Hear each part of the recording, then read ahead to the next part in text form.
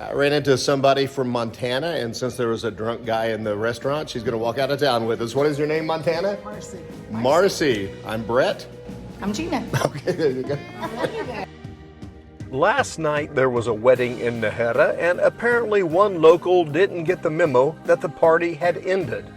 He just kept drinking. Now, we saw him stumble into our breakfast cafe, and let me tell you, he made Marcy and all of us really uncomfortable. Even my coffee was uncomfortable. You know it's bad when your caffeine needs caffeine. So we did the only logical thing and pretended that we had known Marcy for years and waited for her to come over and sit with us, and we just walked out of town together. Best decision ever. She was awesome. So awesome, we just kept walking with her all day long. And then also in other days to come. Hey, it's the Camino. Sometimes you pick up a rock, and sometimes you pick up a great walking buddy. Meanwhile, our hungover local thought that the cafe served liquor, but all he got was a report to the police. Anyway, fast forward a bit. Less than 6 kilometers of gravel turf. You see vineyards stretching all around us, aqueducts watering the vines. But honestly, it was hard to notice any of it because talking with Marcy was very entertaining. I was also in search of a particular fountain. I did see a few places that might be identified as a fountain, but there was a distinct fountain that I was searching for. It was just past Azofra, and right after that comes Rio Tuerta. Now, Rio means river, and guidebooks say that there is a fountain there called Fuente de las Rameras, built near a 7th century Pilgrim cemetery. And listen, I don't know about you, but I'm not going to drink cemetery water. I've seen enough horror movies to know how that story ends, but I do love old stuff, because that's what I am, old stuff. I did see the fountain on the Grand's map, but somehow I just kind of missed it. Which is fine, I guess. I'm pretty sure that the ghosts of the 7th century pilgrims were just fine without me taking video of their watering hole. Fuente de las Rameras. So maybe Fountain of the Romans or something, or Roman fountain. So if you see it, leave me a note. I'll have to come back and do the Camino again just to see it. I might have got sidetracked because I was booking rooms ahead, because apparently September is the busiest month. Talked to one guy that had walked the Camino 6 times, another that walked it 3, the French way, and he said this is the busiest he's ever seen it, and we're in September 2024. Cheer up! 100 meters further, you have the top of the hill with a park, fountain, trees, and shadow. You have 2 cold drinks, chocolate bars, handmade souvenirs, fresh fruits, and a foot massage. Okay, I'm just making that part up. But anything's possible on the Camino. €1 for the strawberries. Life is so good. And on our first Camino, we did take advantage of that rest stop, and also every opportunity we tried to cool our feet. But we picked up the pace a bit walking with Marcy on our most recent Camino. This monument must mean something. I was honestly afraid to just walk past it. I mean, what if it was Roland's legendary sword stuck in cement? I don't want to be the guy who ignored Excalibur 2.0 on the Camino. Turns out it's not Roland's sword. It's a huge cement jurisdiction roll, but in the shape of a sword. Basically, I guess 16th century lawyers were saying, justice is best represented by a giant concrete sword. And it worked, because here it is. We're still talking about it and seeing it centuries later. You really can't miss it, unless, of course, you're too busy on your phone trying to book a room for the night. Then, yeah, you'll walk right past the world's largest lawyer paperweight. Okay, fun fact. Google Maps still shows a picture of it from 16 years ago. It's been standing there since the 1500s, so I'm pretty sure it's going to outlast me, you, and at least 3 more versions of the iPhone. About 15 kilometers after Nájera, you roll into Cirueña. Yeah, I can pronounce Bible names way easier than these villages. Paul wrote to the Corinthians, not the Corinthians. Anyway, the Briley book says to walk, quote, straight through this soulless new suburb with a maze of empty apartment blocks, close quote. I can see why he has that opinion, but we did stay here on our first Camino because, well, our dogs were barking. I don't mean our actual dogs, I mean our feet. Our feet were hurting. But man, it was eerie. The whole place had this Chernobyl vacation resort vibe. Like the buildings were waiting for people who never showed up. The developer thought that it would be a hotspot for retirees and vacationers, but it never really took off the way that they had dreamed, even though they did build a really nice golf course. And yeah, people do golf there. So picture this. You have pilgrims hobbling past with hiking poles and blisters and sweaty backpacks, while just 10 yards away, there's golfers that are zipping by in carts and sipping on cold drinks. Perhaps we should have just booked a tea time instead of walking 500 miles. And honestly, compared to walking 500 miles, playing 18 holes and calling it a day would have been way easier on my feet. But I'm glad that we stopped here because we got to spend more time with Bob and Maddie. Now, we had first met this awesome couple days earlier in Lorca, outside of Bodega del Camino. They were the kind of people that the Camino just sprinkles into your life, and they're just instant friends that you don't want to lose. Now, I remember spotting Bob's gigantic backpack and saying to him, "Hey, good for you carrying all your stuff." And he just kind of grinned at me and he said, "Oh no, we use a transport company. This is my day pack." And man, that day pack that he had was bigger than my entire Camino wardrobe. I've seen smaller U-Hauls. What is your name again? Bob, Bob. And what did you pack for the Camino? we have a toilet, we have chairs, we have a tarp. Okay, do I have permission to put that you have a toilet on YouTube? Absolutely. That's awesome. Yeah. Okay. 28 ounces. Well, it'll hold 28 ounces? No, weighs. Oh, it weighs 28 ounces. Okay. No, it'll hold about 300 pounds. So, Awesome. Well, that's a great thing to have. yeah, you never know. In case I need to borrow it. There you go. We haven't had a chance to use the toilet. Oh my. So you walk your own Camino and you sit your own Camino, right? Hey. When I got home, I had to look up portable toilets just to see what he was talking about. Now, we're going to see Bob and Maddie again later in these videos, but honestly, they're Camino family now. And I warned them that I might just show up knocking on their front door someday, but until then, a FaceTime call will feed that desire. We've met many couples on the Camino that have been great, but you two we actually were able to walk with during some rainstorms, and I think that bonds you. Oh, yeah. That after that rainstorm, the next day is when we got hit really hard. We walked with you and we got through it. Right. The next day is when we got hammered, the 50-some mile an hour winds. What item did you forget to bring on the Camino? What should you have brought and you didn't bring? I think we had everything. Yeah, I know what I shouldn't have. I know what I shouldn't have brought. I didn't need the toilet. Yes, you did, Bob, because it was that toilet that made me think, I love this guy. Now, I'd like to stay here, but in a few kilometers, we come to a church that probably inspired the entire channel, because the origins of this church might just be the strangest tale that I've ever heard on the Camino, and we do call this channel Our Strange Camino. Note to self, do not walk in fields of dead sunflowers. Gina, what happens to you? Get bugs all over you. You get bugs, little bitty ones, so I didn't get bed bugs on the Camino. I got sunflower bugs. I had to take my shirt off, and I know. Shouldn't have done it.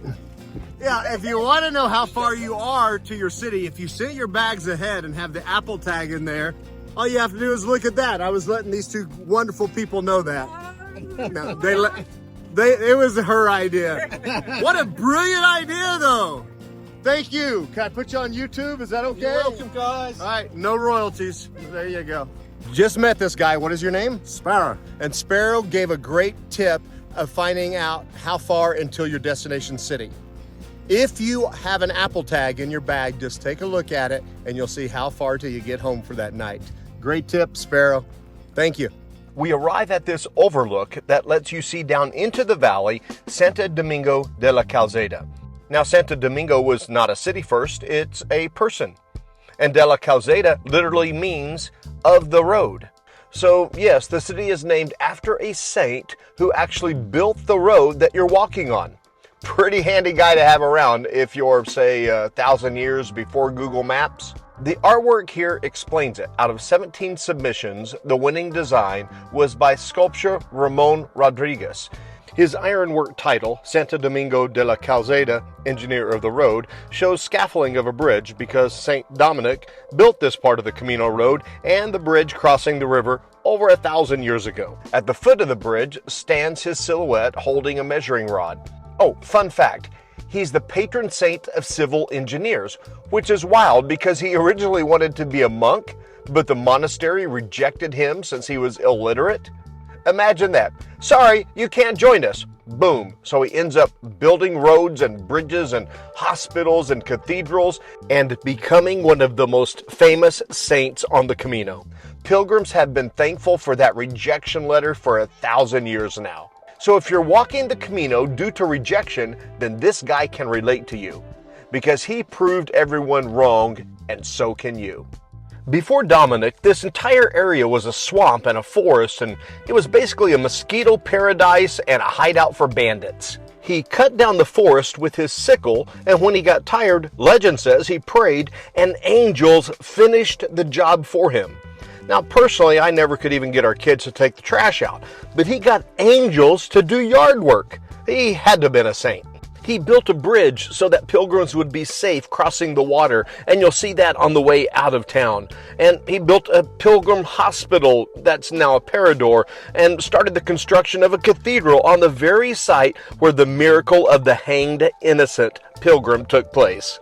Now you might ask, what do you mean, hanged innocent pilgrim? Well, it might be my favorite Camino story. Here's why. A pilgrim family came through town one time. Their teenage son caught the eye of an innkeeper's daughter, and she made a move on him, but the boy said, "Hey, no thanks, I'm focused on the pilgrimage." And that line really doesn't work today as much. So she gets angry, she plants a silver goblet in his bag and accuses him of theft, and he went off to trial. The verdict came back, guilty, and he was sentenced to being hanged. Now, during all this, his parents kept walking. They were determined to finish the pilgrimage. I mean, family values, right? So on their way back, they found their son still dangling on the gallows, but alive. They ran to the sheriff, who was about to eat dinner, roast chicken, of course, and they begged him to free their son, but the sheriff scoffed, saying, "He's no more alive than these chickens on my plate." At which point, poof, the roasted birds grew feathers and stood up, and the rooster started crowing. The sheriff freaked out, and he rushed to the gallows and cut the boy down, and the boy said it was Santiago himself, or James himself, holding up his legs the entire time so he would not choke. Which means, yes, the Apostle James personally saved him. That's Camino VIP treatment right there. To this day, they say that a piece of the gallows hangs in the cathedral above Santo Domingo's tomb. And inside, yes, inside the church is a live chicken coop dating back to the year 1460. That's why I call this the Church of the Holy Chicken. A rooster is in that chicken coop and a live hen, and the locals claim that they are descendants of the miracle chickens from over 1,000 years ago. When I visited in 2022, I saw some of their eggs, and I asked if I could buy one, and they said, "Oh, I'm sorry, policy doesn't allow it." And honestly, that's probably the right call, because nothing says bad pilgrim like frying up the descendants of a miracle for breakfast. Now, back in the day, pilgrims would whack the coop with their staff and make the chickens move, which, you guessed it, beat up the wood pretty badly.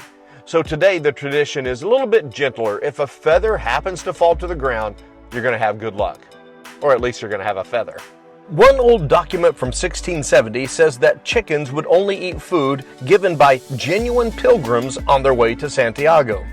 If the caretakers purchased the bread, nope, chickens would rather starve. When no pilgrims came through, there was a woman that was dressed as a pilgrim that would beg for bread in the city and bring it to them, and it still counted as being given freely, and the chickens would eat it. Now the town goes all out with a huge festival in Santo Domingo's honor during the first 2 weeks of May.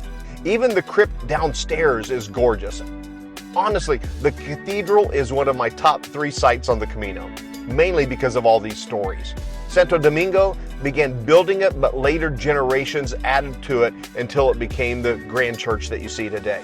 Oh, and here's a fun bonus. If you ever walk the Portuguese Camino, the town of Barcelos has its own version of a miraculous rooster story.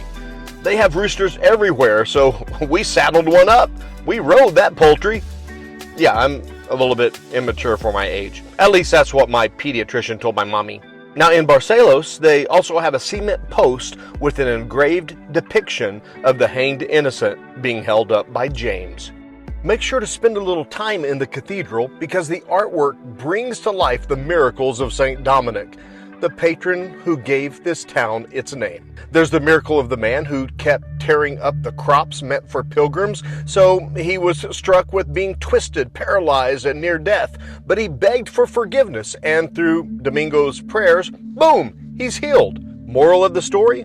Don't mess with the pilgrim's snacks. Then there's the pilgrim taking a nap on the roadside because, the Camino's tough. But he gets run over by a cart that was carrying stones for Domingo's bridge, the same bridge that you cross on the way out of town. Luckily, Domingo prayed and restored him to life.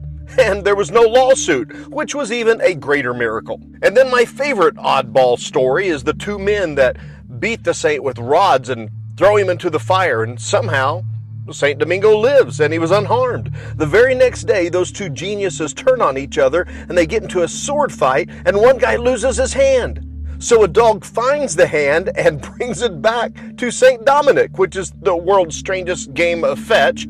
And the saint prayed for the man and he's healed. I'm not sure if the hand grew back or what, but honestly, what a nice guy. If someone beat me with rods and tossed me into the fire and that guy lost his hand, I'd find that guy and I'd say, "Hey buddy, high five." Oh, sorry, too soon? Dominic really did care for pilgrims though. There's artwork showing him handing out bread and caring for the poor, basically the Camino's first soup kitchen. And then there's the miracle after his death. Now this one's cool. The city's under threat and citizens ran to his tomb for guidance, and out of the tomb came a pair of hands pointing to a guy named Pedro to be the city's protector, which is both inspiring and massively creepy. Imagine you're just hanging around town and suddenly the dead saint nominates you for security detail. Congratulations, Pedro, you're the next neighborhood watch president. Now, around his tomb are engravings that describe many of the miracles associated with Santo Domingo. You for sure know the most famous miracle of the hanged innocent, the chicken story. And the one where the 2 guys beat up on the saint and tossed him in the fire. The ones that get in a sword fight the next day and one guy loses his hand and a dog brings the hand to Domingo. And of course the miracle of the headless guy. I really don't know why this guy is missing a head. But I would call that strange. Also, it looks like boys are throwing rocks at him, but he's praying for them. I'd be praying for the rocks to miss my face. And then on his tomb, you see that they're building the bridge that he's famous for. And the pilgrim that died by being hit by the cart, but through prayer was brought back to life. And here he is doing something that we can all do, just being kind to people, giving them something to eat and caring for their basic needs. Sometimes the best miracles are just compassion. Oh yeah, this cathedral creatively describes all of that. So artists, we thank you. And Saint Dominic, thank you for helping my channel live up to his name, Our Strange Camino. By the way, if you can't go into the cathedral, maybe you're rushed for time and you have to do the Camino in a week, at least look at the front door. It depicts the story of the prodigal son. That's the guy in the Bible who says, "Hey Dad, give me my inheritance and give it to me now." And the dad actually gives it to him. And then the kid burns through it all with wine, women, and a lot of whooping it up. Suddenly the money is gone, so he ends up eating pig slop. And he thinks, even Dad's servants have it better than this. So he heads home with his tail between his legs, bracing for the "I told you so" speech. But instead, the father runs to him, embraces him, and treats him like he never left. That story that Jesus told is a beautiful reminder, especially as you pass this cathedral, that our Father is always waiting with open arms to welcome us home. But to go beyond these doors, well, you've got to buy a ticket. Now, you can buy a combination ticket to see the cathedral and the tower next door and the monastery at the Parador. And behold, another miracle is a combo ticket to save you money. Okay, speaking of saving money, always ask for a Pilgrim's discount at places along the Camino because it's often available. So let's climb that tower. And for those pilgrim legs, she said there's an elevator. Okay, some words don't translate well. Okay, she didn't know what I meant by elevator. You have to walk up all the steps. We have 15 minutes until these bells start ringing, so we don't want to be up here when that happens, so we can take on these beautiful views of the city and even see the old city wall from here. Off in the distance is the convent that you can see with your combo ticket. Well, we stayed up here way too long, so now Gina wants to hear the bells ring up close. So there's a good chance that tomorrow I'm going to need hearing aids. Or I hope it doesn't surprise me so much that I drop my phone. Don't throw the phone. Don't throw the phone. Don't throw the phone. Don't throw the phone. Don't throw the phone.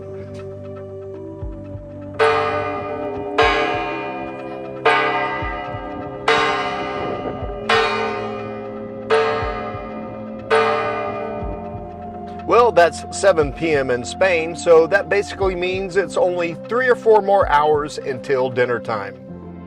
A one big convent, but with your wristband, you get in this as well. You ready? Now, I don't know if I want to be buried in the main auditorium of the church. I'm sure it's an honor, but with multiple services, multiple times a week, it seems like rest in peace is out of the question. Speaking of rest in peace, we need to go to bed. If you like this video, please give it a thumbs up on YouTube. That's equivalent to sharing a snack with your fellow pilgrim on the trail. Now, if you go further and leave a comment, that's equivalent to sharing a bunk bed in an albergue. If you subscribe and hit the bell, that's equivalent to agreeing to walk another 500 miles with us. And be sure to watch the next video. We're going to show you what it's like to go to the hospital in Spain. Yeah, someone wasn't feeling too well.